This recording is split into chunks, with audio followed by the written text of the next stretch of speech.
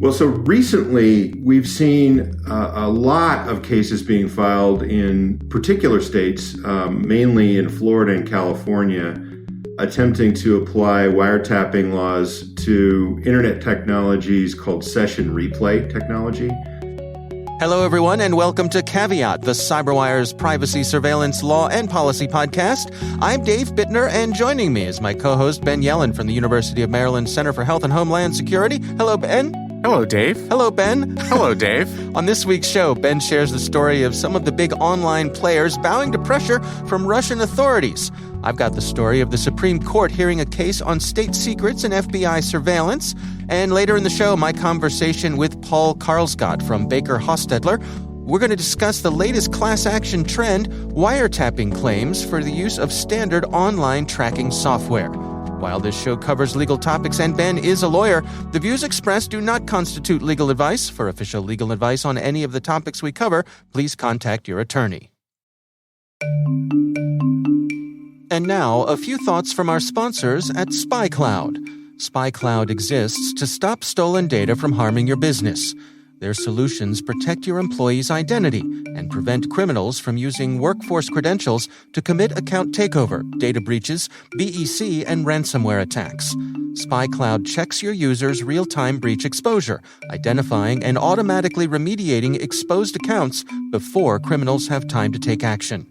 Visit spycloud.com/cyberwire to learn more. That's spycloud.com/cyberwire.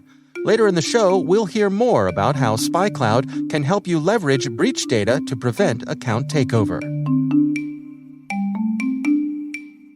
All right, Ben, let's dig into some of our stories this week. Why don't you kick things off for us here? So my story comes from the New York Times in their technology section by Anton Troinovsky and Adam Satariano. Mm-hmm. Remember a couple of weeks ago when we were talking about Apple and CSAM and how Apple was going to release this limited tool to track online predators to protect against sexually exploitative images of children? Sure. Had a whole episode on it. Yep. They assured us that this was a limited tool being used for an important purpose. We should still trust Apple with our privacy and our security. They would not bow to the pressures of international regimes that might not be so incredibly kind to civil liberties. Right. We now have indication that both Apple and Google are quite prone to pressure from autocratic governments. This news comes from Russia. I don't know if you know, they're having an election coming up. Quotes around election? Yeah. I have the over-under on Putin's percentage somewhere in the high 90s. It's going to be a real nail-biter down to the wire there for him, isn't it? Yeah. We'll have to see how those key counties come in. Right. I feel quite bullish on his chances. Yeah.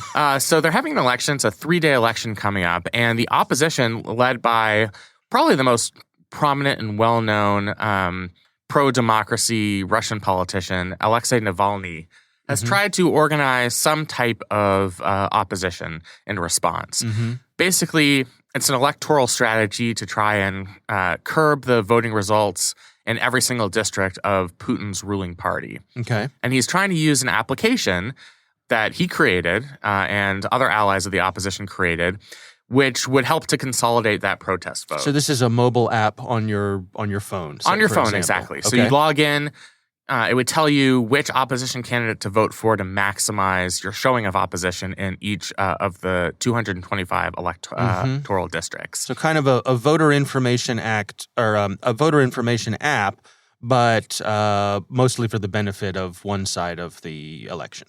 Right. Yeah. Now, this obviously is not intended to win the election. I think Putin's United Russia Party has that pretty much in the bag, but this is to express some level of opposition, because I think it does matter, whether the ruling party in Russia gets 90% versus 98%. Mm-hmm. So the app, at the request of the Russian government, was removed from the Apple Store and from Google Play. And this is all part of a campaign by the Kremlin to rein in what's still largely an uncensored internet in Russia. Putin's spokespeople didn't respond to requests for comment, but they did, through a statement, say that the application was illegal. It's, something that's not allowed under the technology laws that exist in Russia.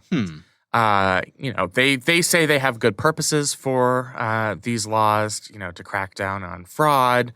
Right, because Russia's all about cracking down on misinformation, right? Absolutely, and they care very deeply about election integrity, as what I've heard. Yes, they do. So the threat that the Russian government made to Apple and Google was that they would actually arrest Apple and Google employees who are living in Russia, over which they have jurisdiction. So it's a pretty blunt threat, and Apple and Google backed down. So they removed this application from their app store. What this leads me to believe is that Apple and Google might represent that they're willing to stand up to totalitarian governments, that they're willing to do what they can to foster democratic opposition movements, to support free speech.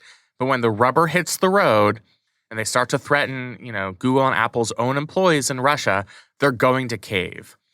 And that should make us think twice about their promises. Once they create these tools, like the ability to go into individual devices, search the iCloud for photos to see if any of them match sexually explicit images for children, our natural next question should be, what happens when the Russian government or the Chinese government comes and tries to intimidate you into using that tool for nefarious purposes or to crack down on democratic dissent? Right. And this has obviously really rattled the cages of some of the civil liberties proponents, Electronic Frontier Foundation, those types of groups, who are understandably very critical of Apple and Google for taking down this Navalny application, as it's called. So I think this is a warning sign for people who think that you can trust these big tech companies to protect democratic interests, free speech interests. Even in the face of threats from totalitarian governments, we now have a very clear example of them backing down under that threat. Yeah. So let's look at Russia and China separately, because I think there's some differences here that we could that might make a difference. Russia's percentage of the global economy is much smaller than China's, of course. So. Could it be plausible, for example, for Apple or Google to say, fine, we're not going to do business in your nation. This is not worth it to us. We're pulling out, people, we'll still have this stuff available on the internet, but we're pulling our people out, and so be it. Now, contrast that against China, right, where most of this stuff, all of this stuff is made, right? So you've got your manufacturing base over there. And a large portion of your customer base. A huge part of your customer base. Yeah. So that's a whole different ballgame, right? I think there is a discernible difference there. Russia is still a major international player, even though they're not an enormous market share the way China is or even the United States is. Right. It's still a really big country, and a lot of people use Apple and Google in Russia. They do have employees there. Sure. So it's not like it would be no sacrifice to cease doing business in the country. There are countries where, it might make sense politically for Apple and Google to cut ties. North Korea, obviously not much of a power economically. Right. They have a totalitarian government. If there was a threat from the North Korean government, I think Apple and Google would be fine cutting bait to protect their reputation. But they didn't in this case, which leads me to believe that they care enough about continuing to do business in Russia. Even though this isn't China, this isn't, the world's largest growing economy, but it leads me to believe that they have enough of a willingness to stay there that they're willing to listen to the demands of a totalitarian government. And I think this gives a lot of ammunition to civil society groups, saying that in all different countries around the world, not just Russia and China, they mentioned India, Myanmar, and Turkey, where countries are being pressured to censor political speech or to conduct internet outages, we have to be very mindful of the fact that Apple and Google can be susceptible to that pressure. Yeah. And keep that in mind when you're using their products. You might not think it's going to affect you. It might not affect you. But, I think this is somewhat of a dangerous precedent. And I think that's the lesson here. Let me play devil's advocate here for a second. Oh, you do you. Not that the devil needs an advocate, right? But what if this is a prudent first step? In other words, this is not the absolute end of this interaction between these companies and Russia. Because, okay, this app wasn't going to make a difference, right? Mm-hmm. I mean, Putin's going to win this election, regardless of this app or not. So it's a symbolic gesture on the part of the opposition, right? It is a symbolic gesture. Yeah. But it's also symbolism that even though this is not a direct threat to Putin's governance or his ability to stay in power, that they still exceed. They still Google and Apple still gave in to these demands. Right. But where I'm going with this is Russia comes to these companies and says, hey, knock it off or we're going to arrest your people. Right. And so these companies say, okay, our number one priority is the safety of our people. I think that's an appropriate response. So, okay, we're going to pull these apps because we don't want the possibility of putting our employees people in getting harm's arrested. way. Yeah. Right. Going to Siberia. Yeah. So we do that to put off that possibility. But now I guess what I'm wondering is what happens next? Because if you're Apple and Google, does this begin the process of you saying, all right, well, we can't have people in that country anymore. If this is going to be hanging over us for every decision we make, we need to change how we do business with them. Let's get our people out of there so that this is no longer a threat that they can make against us. Right. I think we're not at the point where we have a definitive answer to that question. Mm-hmm, mm-hmm. I think that remains to be seen. I'm not optimistic just because, most users in Russia, just like most countries around the world, use one of two operating systems. Mm-hmm. And they happen to belong to these two tech companies who received this threat and who gave in to this threat. Right. So it's one of those things, all believe that they just gave in to this one particular demand to protect their employees, when I actually see them take further action and say, we're not going to do business in Russia if we're going to be subject to these threats. Yeah. Or we're going to do business in Russia, but we're not going to have any employees on the ground. Our iOS and Android's operating system will be available in the country, but we're going to have a reduced presence there because of these threats. Mm-hmm. That could happen. I think until we see it happen, I think we have reason for skepticism. Yeah. All right. Well, time will tell. It certainly is an interesting development for sure. Yeah, and if you want to bet the odds on the election, I hear you can get the opposition for it's a long shot. 100,000 to 1 odds. So go ahead and make that bet. Right. It might be in your sports book in Vegas. Yeah. An asteroid falls out of the sky and lands on Putin. He'd still probably wins. Yeah. Okay. Fair enough. All right, well, let's move on to my story this week. This comes from the folks over at Lawfare, and it's written by Rohini Kurup, and it's titled Supreme Court to Hear State Secrets Case on FBI Surveillance. I put this in here knowing that this is, given how long this case has been making its way through the system, that it would surely be something that you would be up to speed on and probably indeed have shared with your students or had discussions with your students about. So what's going on here, Ben? We have a case hitting the Supreme Court, and this is the FBI versus FSAGA, and this had to do with covert surveillance of Muslim communities in Southern California. This was over a decade ago that this started, but these folks who feel as though they were surveilled unjustly surveilled by the FBI have filed suit, and it's made its way all the way to the Supreme Court. What are the details here? So this, as you say, stems from surveillance that took place almost 15 years ago in Southern California. There was an FBI agent who tried to infiltrate a group of Muslims. This was the height of the war on terrorism. Right, so triggered by 9/11, this sort of thing. Absolutely. Yeah. And long story short, he was eventually discovered. The case seems to me to be very close to entrapment because it was the FBI agent who was encouraging these individuals to commit acts of violence. So the three men who are the subject of this surveillance filed a suit alleging unlawful surveillance.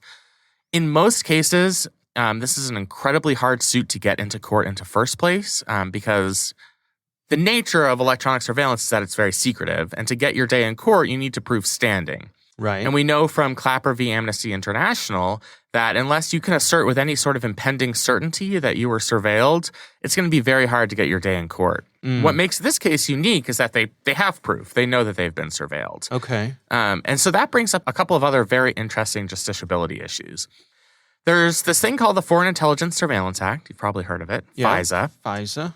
By the way, I was not aware at how far back FISA goes. It goes back to 1978. Yeah, I thought for no particular reason other than my own ignorance of the law, I thought that this, was a 9/11 era thing, but it predates that significantly. It was, yeah. It was expanded because of 9/11.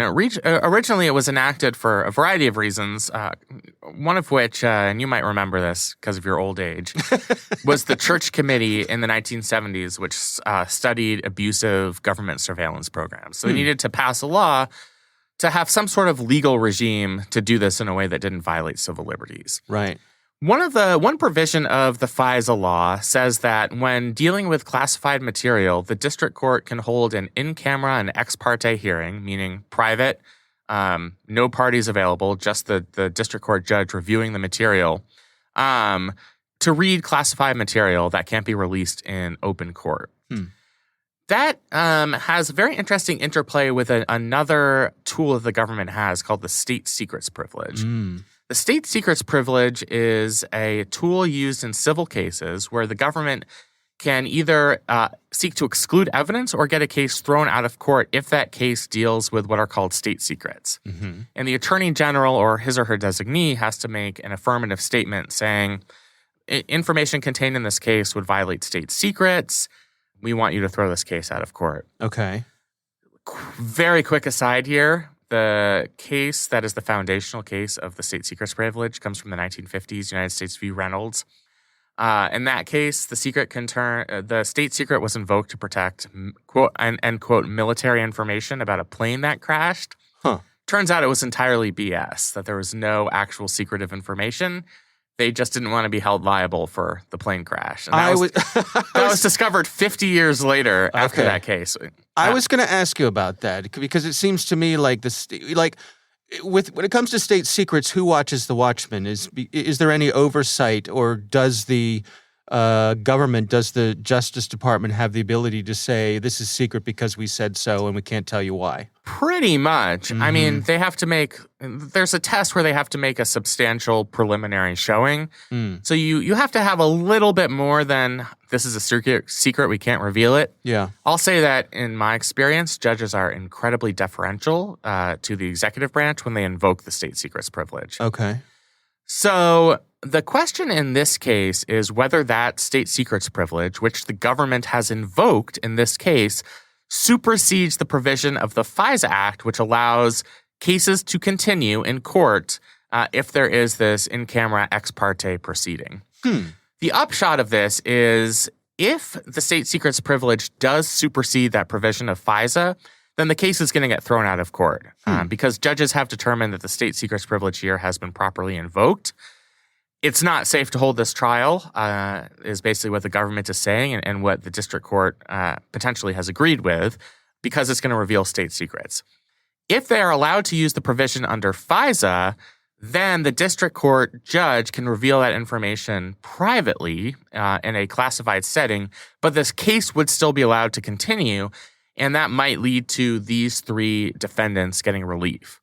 So it's a big test as to whether this provision in FISA that governs the review of classified materials is going to be operative at all. Because if the court determines that the state secrets privilege supersedes that provision, of course the government's going to invoke the state secrets privilege in every case where it's remotely plausible to do so. Right. So that's at issue in this case. We're going to hear oral arguments in October, I believe, so relatively early in the term. And we'll get, I think, a good indication of how this case is going to go. Any sense here for what might play out?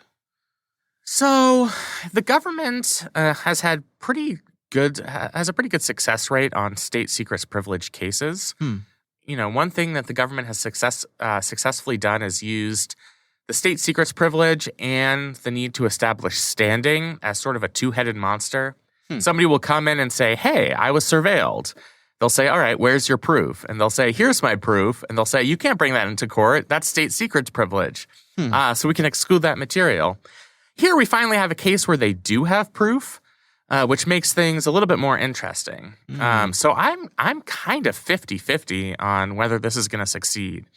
And I'm not usually 50-50 when it comes to cases. I usually lean one way or another. I said October, by the way. It's going to be heard in November. Okay. And there's actually another case that's going to be considered relating to the state secrets privilege as well. So we'll get a good idea on how the court views that privilege. There was a movement 10, 15 years ago to do away with the state secrets privilege, or at least raise the bar for its invocation. That kind of went nowhere. It was proposed in Congress. It was never enacted. So I think, we haven't really seen the court weigh in specifically on this issue in a while. So this will be our best indication. Stay tuned.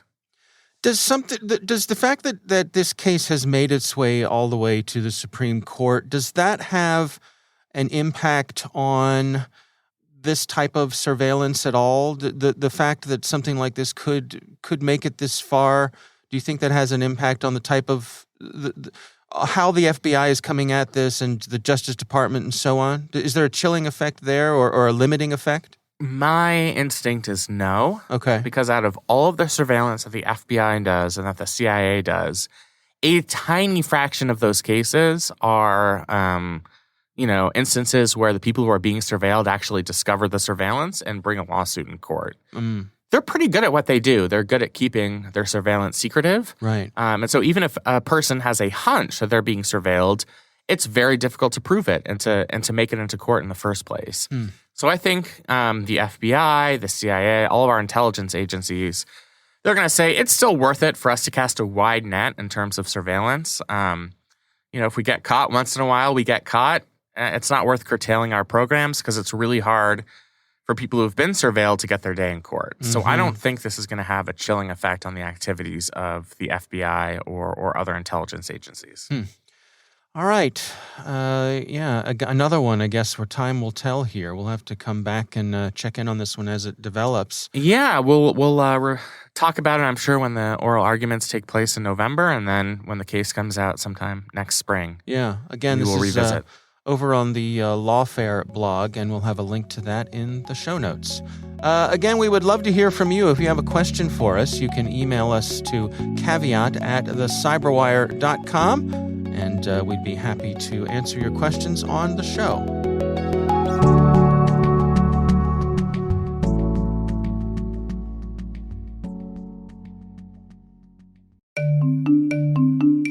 Let's return to our sponsor, SpyCloud, and learn how SpyCloud scales account takeover prevention for global enterprises. SpyCloud knows that someone else's breach is beyond your control, but it could also be your biggest security threat. Even with ironclad cybersecurity, there's no way to prevent your employees from reusing their work passwords on accounts you don't control. And if one of those accounts is breached, you might never know. Yet, with those stolen credentials, criminals now have the keys to take over a corporate account and gain access to your enterprise. SpyCloud gives you a real-time picture of your company's account takeover risk. It detects employee credentials that have been exposed in a data breach and automatically remediates them, so you can prevent account takeover and follow-on ransomware attacks. SpyCloud recaptures breach data at scale months and often years before it goes public on the dark web, enabling businesses to negate the value of stolen data before criminals can use it. Request a demo to check your domain's exposure and learn how SpyCloud secures over 2 billion accounts to make the internet a safer place to do business. Visit spycloud.com/cyberwire. That's spycloud.com/cyberwire. And we thank SpyCloud for sponsoring our show.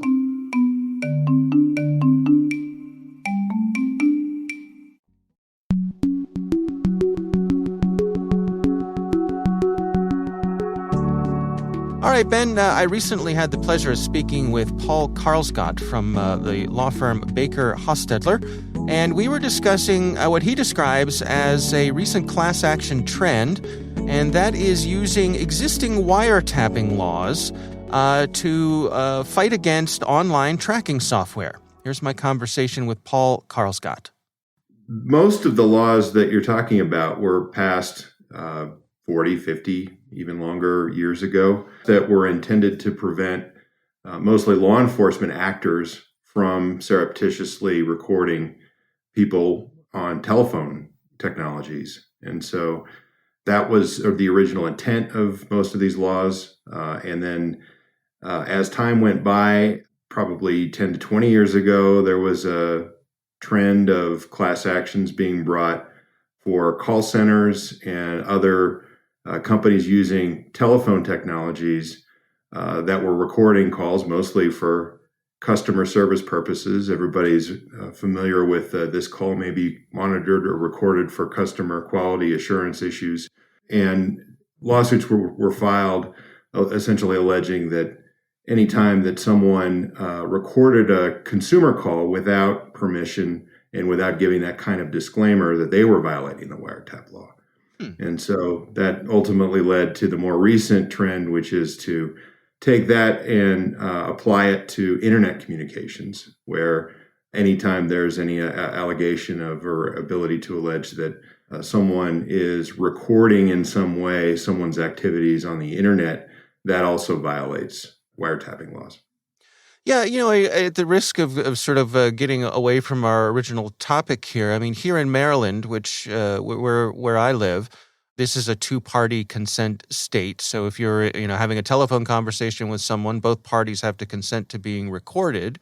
But there have been interesting incidences over the years where, for example, someone was videotaping a police officer, and prosecutors tried to come after that person by saying that because they were recording audio and didn't have, the explicit permission of the police officer, that they were going to throw the book at them using wiretapping laws. An interesting avenue to pursue.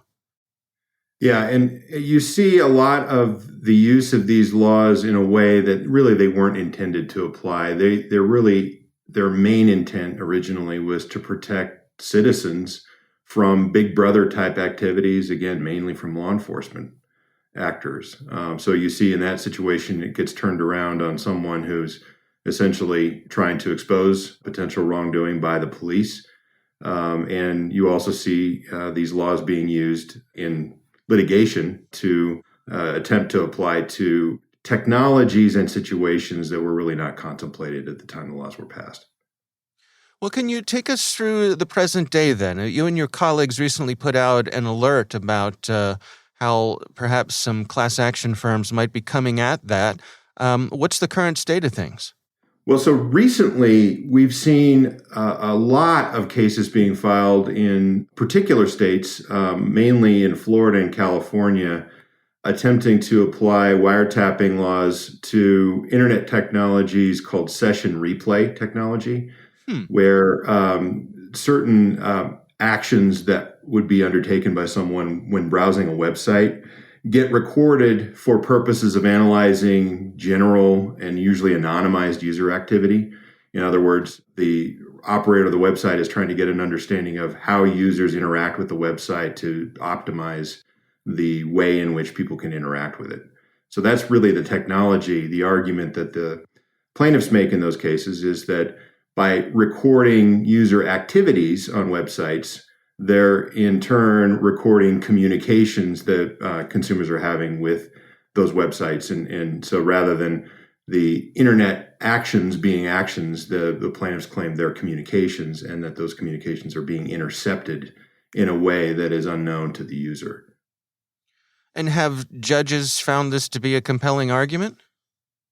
So far, defendants have been winning these cases, and so far, the ones that haven't reached any kind of conclusion on motions to dismiss, they have not been going well for the plaintiffs. I think you see, though, the same trend that you've seen with plaintiffs trying to apply wiretapping laws to other technologies, including call recordings, where they'll file enough cases where if they can just get traction with one judge who finds that, this sort of the novel theory of this new technology being applied to an old law actually meets the elements of a cause of action, then they can point to the outcome in that case, in the next case. And I think the idea is if we can just get one or two judges to go along with us, then we'll start a trend and we'll be able to bring these cases all across the country, wherever there's a two-party wiretapping type statute. And I mean, is this similar to, after GDPR, we all saw all of the notifications about cookies, so we had sort of a new layer of informed consent. Could that be where we're headed with this, where if companies are using this kind of monitoring technology that ahead of time, in the same way that the call centers had to say, we're recording this call for, quality assurance, similar to that, where if they inform you, then perhaps they're off the hook? That could be where this is going. It's hard to say. Again, at this point, these are novel theories. They're really taking the statute way beyond the technologies that they were intended to apply to. And so far, as I said, the lawsuits have not been successful. It may be that the trend fizzles out and companies don't have to go to the step of adding additional layers of notice. Obviously, there's a flip side to that, which is the notices become very annoying, and they make the user experience on websites much more cumbersome and difficult. And so it's hard to say at this point whether that will be a corporate reaction to it. If you're someone who's trying to run a website and you want your website to be user-friendly, you certainly want to limit the number of disclosures that you have to give to folks when they're using it. Does this speak to the need for updated regulations, updated legislation? If people are, reaching back decades into the past for, wiretapping, landline phone laws to try to apply to the modern era, does that speak to the sort of lagging nature of regulation and legislation in this area? In part, it does. I would say I'm someone who represents corporations and generally am taking the position, and I think reasonably so, that there's no need for legislation at all, that this is not conduct that needs to be regulated. And in fact, it's really based on assumptions that in large part are not true. In other words, that people's internet activities are being tracked in a way where someone is aware of their particular, Paul Karlsgodt is actually browsing this website and doing these things on a website. That's really not what most of these technologies do.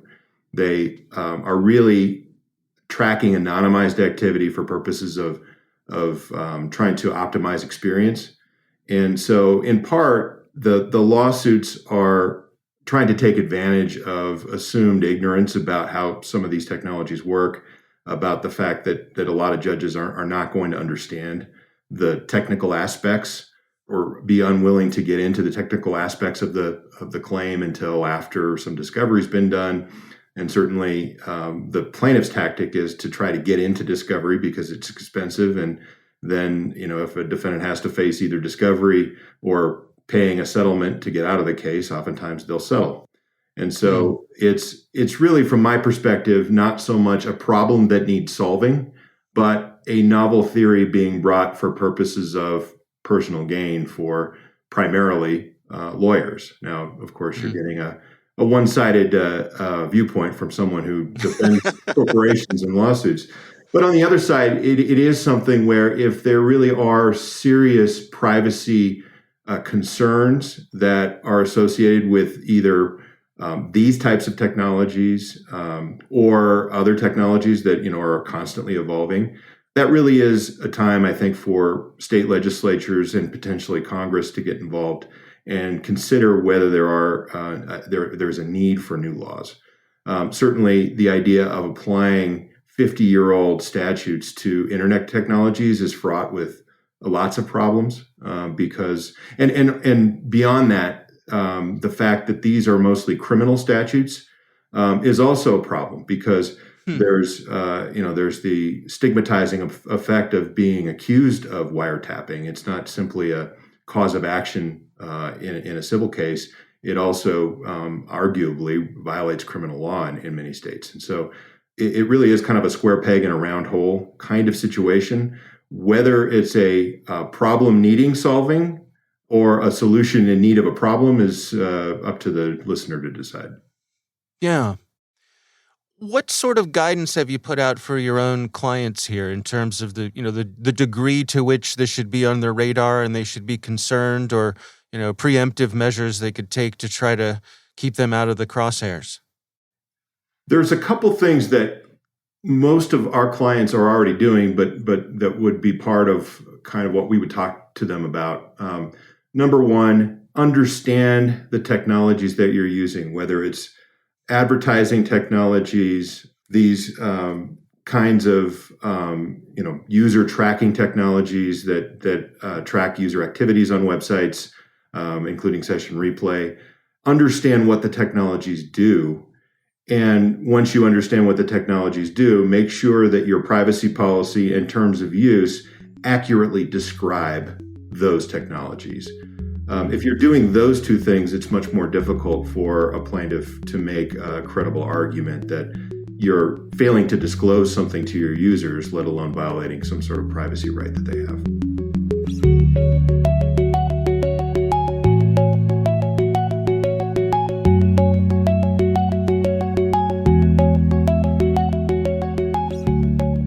All right, Ben, what do you think?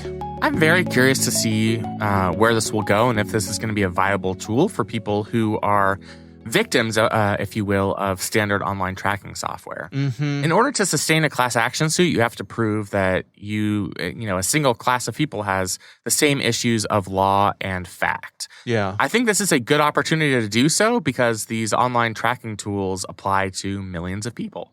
It's not the most efficient avenue of relief for individuals, because a class action suit is going to get you, a couple of bucks and maybe a nice pat on the back. We all know who makes money in class action suits. Yep, Ben. let's just say they all have JD in their title after their names. Right. But it'll be interesting to see if this can be sustained under wiretapping laws. I mean, I'm kind of undecided on whether using our federal wiretapping laws is the best avenue to curb these surveillance practices. Mm-hmm.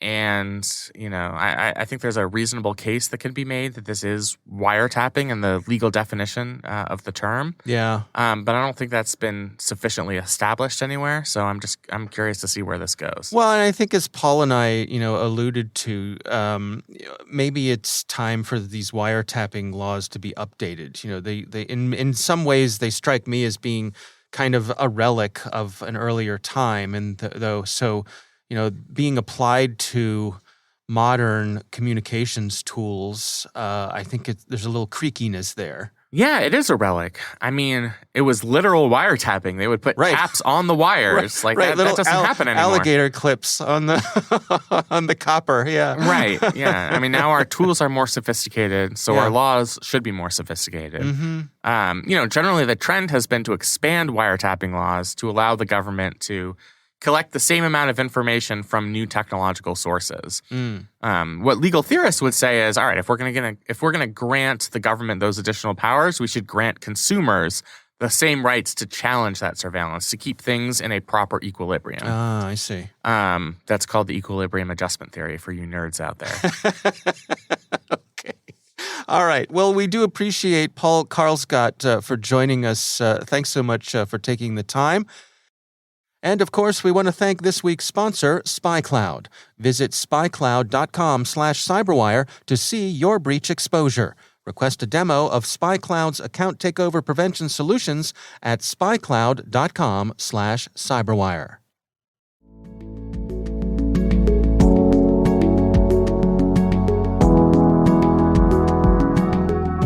That is our show. We want to thank all of you for listening. The Caveat podcast is proudly produced in Maryland at the startup studios of Data Tribe, where they're co-building the next generation of cybersecurity teams and technologies. Our senior producer is Jennifer Iben. Our executive editor is Peter Kilpe. I'm Dave Bittner. And I'm Ben Yellen. Thanks for listening.